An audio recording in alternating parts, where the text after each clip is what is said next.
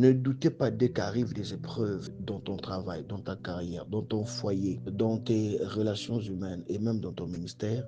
Dès que tu rencontres des obstacles, tu commences à douter. Ah, est-ce que je suis vraiment appelé? Est-ce que c'est vraiment mon rôle? Est-ce que je suis vraiment appelé à de telles responsabilités?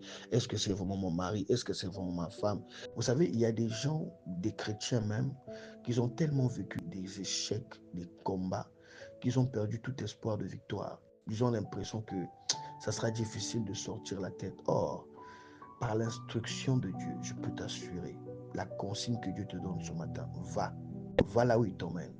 Va, écoute la voix de Dieu, discerne la voix de Dieu et tu verras la gloire de Dieu au nom de Jésus-Christ.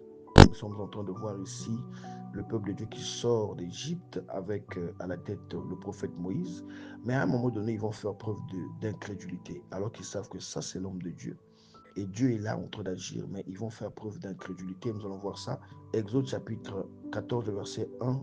Dieu donne une consigne à son peuple au travers de son serviteur Moïse. Il dit, parle aux enfants d'Israël qui se détournent et qu'ils campent devant Pi-Hahiroth, entre Migdol et la mer, vis-à-vis de Baal-Théphon. C'est en face de ce lieu que vous camperez près de la mer. Pharaon approchait, les enfants d'Israël levèrent les yeux et voici les Égyptiens étaient en marche derrière eux. Et les enfants d'Israël eurent une grande frayeur et crièrent à l'Éternel. Bien aimé, nous voyons ici un peuple qui devient incrédule au premier danger. C'est-à-dire que dès que l'obstacle s'est présenté, ils sont devenus incrédules.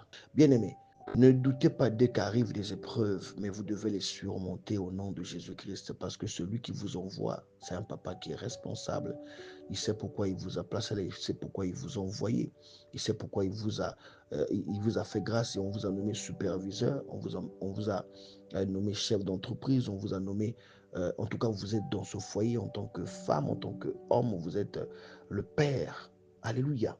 Le peuple d'Israël a douté dès qu'ils sont arrivés devant la première épreuve, en tout cas, sachant que l'Éternel des armées les a emmenés jusqu'à là.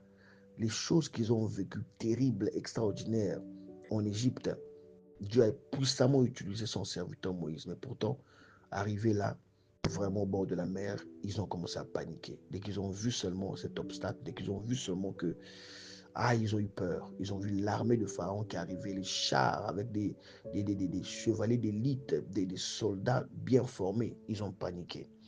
Ne panique pas, bien-aimé, lorsque viennent les épreuves. Ne panique pas, bien-aimé, lorsque viennent les combats.